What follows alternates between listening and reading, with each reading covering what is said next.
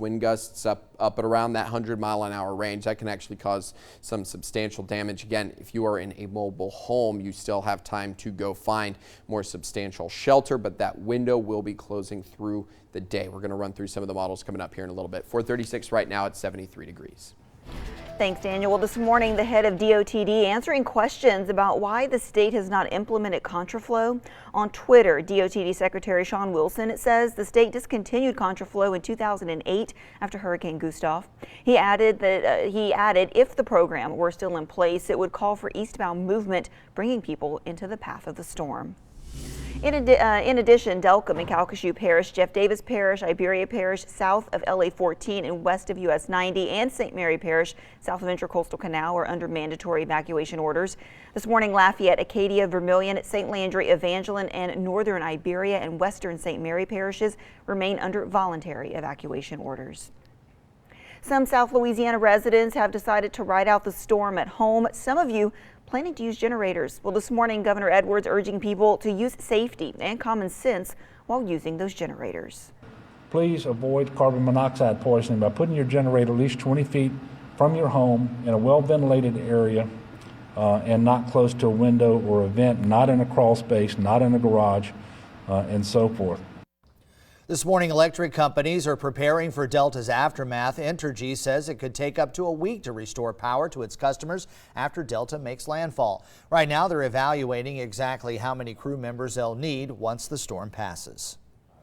As a result of what we saw last night and early in today, we are prepared to make a request for up to 10,000 resources for this storm. We've already secured about 5,100 of those resources that will be available on site and in strategic locations out of the way of the storm so that they will be available to address and begin to repair immediately after this storm passes. And we're learning this morning that LCG is updating the city of Lafayette's curfew. That curfew will now begin today at 4 o'clock this afternoon and continue until 8 o'clock Saturday morning. This morning, the town of Delcombe remains under a mandatory evacuation order. Scott Brazza joins us with more on those final preparations ahead of the storm. Scott Brasday here in the town of Delcombe. You know, of course, Delcombe right there on the waterways. The shrimpers getting ready for Delta coming in. Joining me now, Mayor Pam Blakely. And Mayor Blakely, let's talk about it. Mandatory evacuation for the town. Yes, we do have a mandatory evacuation. We encourage everyone to please leave as soon as they can. We'd like to have the town cleared out by 5 o'clock. Now, the voluntary aspect of this evacuation is, yeah, you can decide to stay, but if you decide to stay and something happens, you're kind of on your own for a little while, right? That's right. If you do decide to stay, you can call City Hall and let us know that you're staying, and we'll check up on you. And if you need anything, we're there. But when it gets to the bad part, that we will not be able to go at the exact time that you're going to call us, that if things are going bad and kind of hectic over here, you're going to have to wait a while. Mayor Blakely, what kind of preparations? What's been going on in Delcombe over the last couple of days? Well, we've been getting sandbags. We have sandbags down the road here, and you can pick up sandbags, and we're trying to get all the trash off the road that we don't have debris all over, and just getting everybody's house ready and prepared for this next coming of Delta. Are you about done with hurricanes? I mean, we just had one a month, 5-6 weeks ago. You're right, and people are tired of picking up and stuff, but you know what? It's like we're becoming champions over here because our community is a hard-working little community. It comes through, we start cleaning up, help each other, and back to business. Last one, what's your best advice to residents as Delta approaches? The best thing I can say, if you can get out, especially the elderly, please get them wherever they can be safe. And first of all, safety. Safety's first. All right, Mayor Pam Blakely, the town of Delcombe, Scott Brazda, battening down the hatches. Delcombe used to storms, but you never quite love them. So, for Mayor Blakely, for Scott Brazda, guys, back to you guys. In Lake Charles, residents are making their final preparations ahead of Delta. The sound of saws trimming trees and hammers nailing down blue tarps could be heard in several different neighborhoods. Now, it's been nearly 6 weeks since Hurricane Laura devastated the city. This morning, they're preparing for what could be another major impact. Kind of wish it was going somewhere else, but it doesn't look like it. Got to get all my loose stuff up. Depending on the weather forecast, I'll have all kind of stuff to put up on windows. Meanwhile, DOTD is finishing up its preparations ahead of Delta. This morning, they're staging vehicles and crew members to clear debris from culverts. They're also planning to assist with high water rescues. If we do receive a call requesting vehicles to assist with an evacuation measure, then of course those vehicles could be sent to those particular areas. Right here at this site, this is what we're utilizing to stage those vehicles. So right now we estimate about 10 coach buses and 2 paratransit vehicles that will be housed here. The time now is 4:41. Still to come on GMA. For some here in South Louisiana, this is the second time in 6 weeks they'll be having to leave their homes because of a hurricane. What they're saying this morning about returning. Plus, Daniel will have another look at our forecast, but first, here's this morning's Pledge of Allegiance.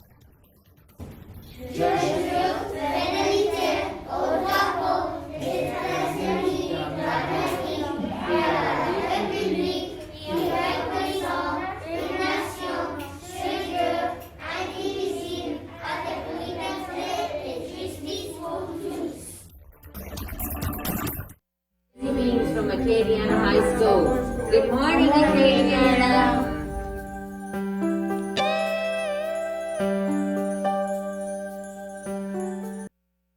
With your complete forecast, here's KATC meteorologist Daniel Phillips. All right, everyone, let's run through the models. And if you're just waking up this morning, the latest 4 o'clock advisory, no surprises.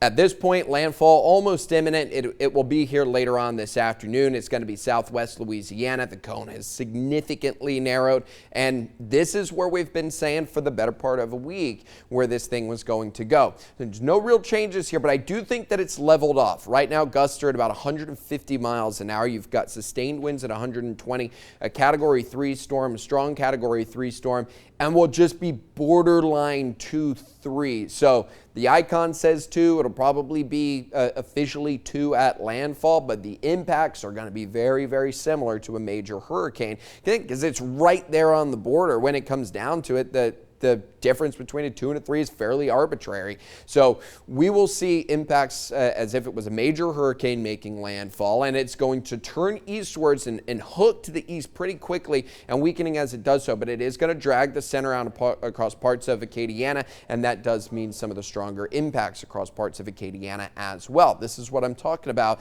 We've got the structure right now of the storm. Everything is kind of built to the northwest corner. Models done a really good job with this here throughout the course of the storm. So it will continue to work its way northwards throughout the day today. This is the afternoon. You've already got some pretty significant squalls that are going to be pushing their way into the area. You've already got real nasty stuff coming up into Cameron Parish through this time period.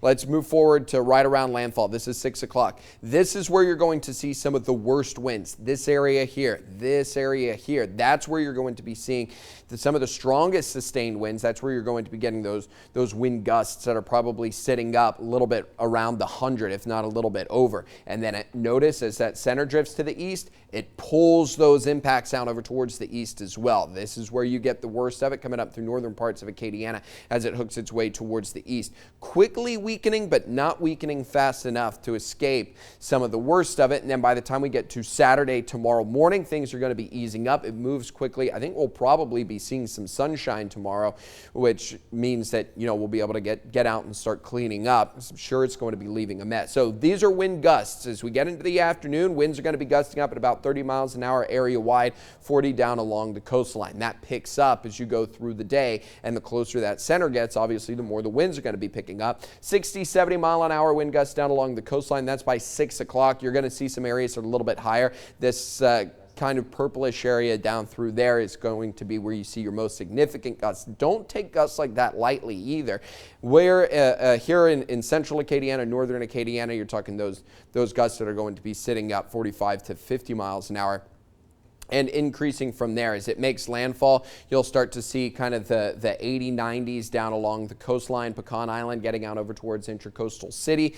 We'll be seeing those gusts sitting somewhere between 60, 70 miles an hour, and then that progresses on through the night. For central Acadiana, the worst of our weather is going to be after sunset tonight. Late evening, getting beyond dinner time, sort of that anywhere between about 7 o'clock and 10 o'clock, 11 o'clock, I think is when we'll see the worst of it. But we'll see the conditions going downhill as we go through the day. Today, the onset of the worst of it will probably be somewhere between 4 and 8. And that's, when you'll start to see things really heading downhill. Moves its way out of the area then. And even into tomorrow morning, we're still going to see some pretty gusty winds. We'll lose some of the rain, but the winds are going to be staying up there. They'll finally be dying back as we go into Saturday afternoon and Sunday. Rainfall totals, they look on track. They haven't changed a whole lot. 4 to 8 inches area-wide. That could lead to a little bit of flash flooding. And around the center, you're probably going to get some hot spots that are a little bit closer out there towards a foot. So what do we prepare for? We prepare for wind gusts of about 80 to 100 miles an hour. That's where you'll get the worst impacts. That's where you're going to see that. And then sustained winds probably somewhere between 40 to 60. Right around the center, you may have some that are a little bit higher, particularly down out through Cameron Parish and western parts of Vermilion Parish as well. We'll take a look at some of the current conditions coming up here in just a bit. All right, thanks, Daniel. Well, KATC, we're with you ahead of the storm, providing you with all of the information that you need to know as the storm rolls in. And we start our team coverage over in Morgan City, where our Abby Breidenbach is live with the current conditions there. Good morning, Abby. Hey guys, good morning. We're live out here on the seawall in Morgan City. If you take a look behind me, you might be able to see the water. I know it's super dark out here this morning, but we're looking at really calm water out here on the river. We have seen more people than I expected to see, not even just staying in town at the houses, but also driving over here on these overpasses. We've seen a good bit of people going in both directions. It doesn't look like many people in this neighborhood that we're near have evacuated.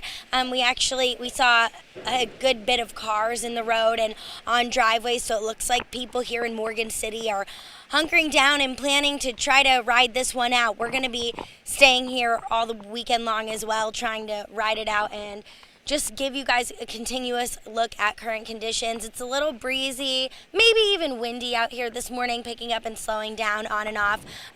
There we go, picking up just a little bit there. We're gonna continue to show you what's up down here in Morgan City, live in St. Mary Parish. Abby Breidenbach, good morning, Acadiana.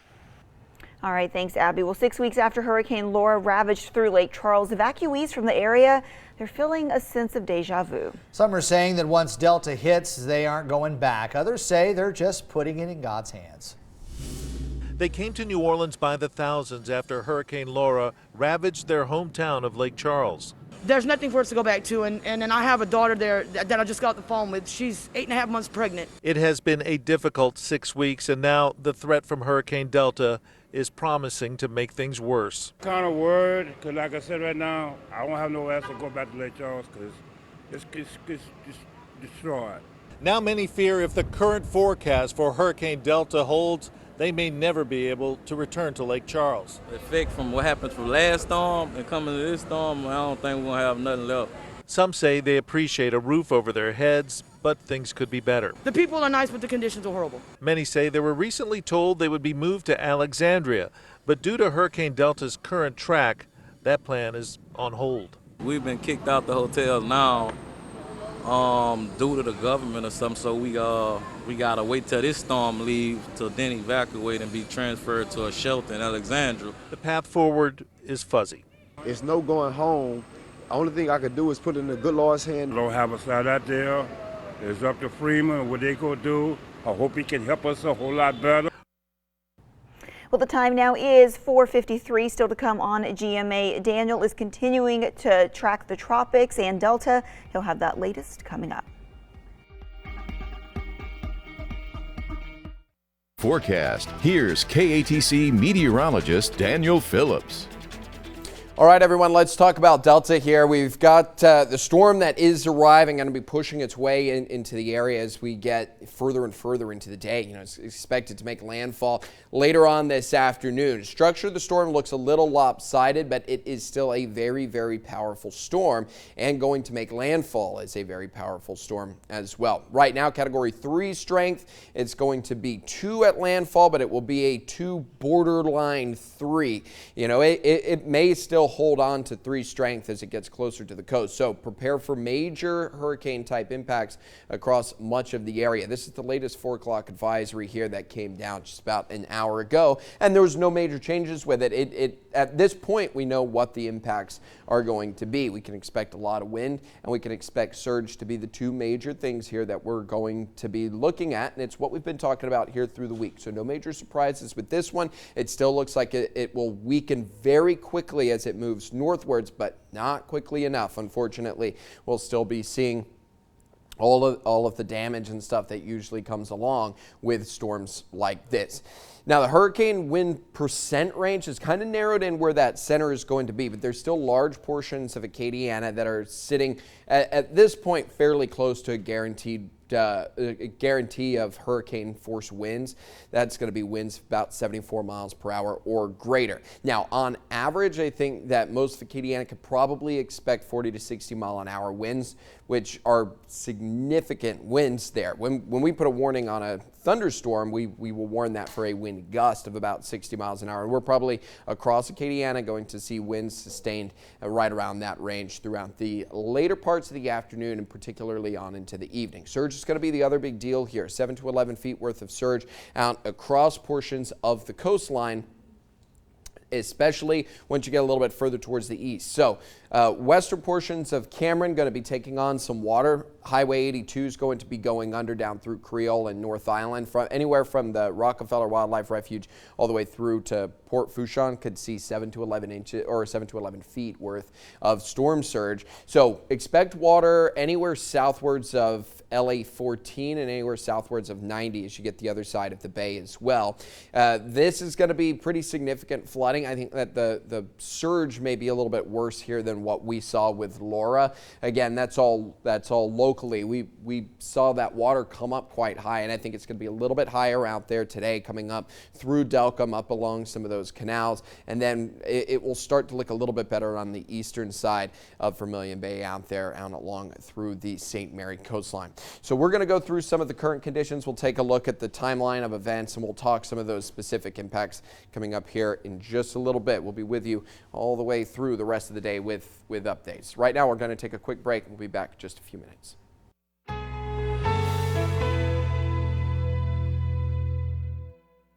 Good morning, Acadiana. It's 5:01. Who are your 3 big stories making headlines this morning? People in Southwest Louisiana and Acadiana are making those last-minute evacuations. There's a concern about leftover debris from Laura creating more damage with Hurricane Delta. And as wind begins to pick up, we are showing you a live look at current conditions in Morgan City. Good morning, Acadiana. Thanks again for joining us on this Friday morning. Yes, Abby Breidenbach is in Berwick this morning, and we're going to have crews, Dave, all over South Louisiana today ahead of Delta. You know, that's one thing that I keep thinking about. You know, we have these stories about the Lake Charles area. You know, they're still trying to recover from Laura. And like Daniel said yesterday, it almost just doesn't seem fair, you know, that they're having to go through this again. And it looks like, you know, with the winds coming in, I know this is a weaker hurricane than Hurricane Laura, but I think some of the effects here in Acadiana are actually going to be a little bit stronger, maybe a little more long lasting than what we saw with Hurricane Laura. Meteorologist Daniel Phillips here with the latest. It's still a Cat 3, huh? Still a Cat 3, but I do think that the strengthening is kind of leveled off. It's starting to interact with some of that wind shear now, which is going to limit how much stronger it can get between now and landfall. Unfortunately, I think the damage is done. It's a strong storm, and it's going to be a strong storm at landfall. And when we start talking about, is it Cat 2, is it Cat 3? Well, those are really just kind of semantics at this point, because it's going to be borderline either way. And the thing to take away is it's going to be a strong, powerful hurricane that makes its way into Southwest Louisiana. We've been talking about it for the better part of a week now, and nothing has really changed. We're starting to get some of those early outer bands arriving already. A few kind of pop-up showers. We're going to take a look at the radar here in just a bit. You can start to see the storm arriving on the radar now as it comes in from the Gulf of Mexico, so we can start to get a little bit of better data. And remember, when we're talking data today, we're trying to get a sense of what's going on. The Lake Charles radar is still down from Laura, so we've got a data gap that's going to be here. Now, we will fill it in as best as we can, but it just goes to show kind of how up against against it Louisiana has been this hurricane season. Now let's talk about structure of the storm really quick. Everything is kind of building to the northwest of the center here, and that means that your worst impacts are going to be right here. Because it's kind of lopsided, you know, traditionally we always talk about the eastern side of the storm is the worst, and traditionally it is, and that's where we're going to see some of the worst surge. I think when those winds come in, it's going to be kind of built on the northern and just the western border of that eye there, because it is a little bit lopsided, but that doesn't mean that we're not going to be getting any kind of impacts.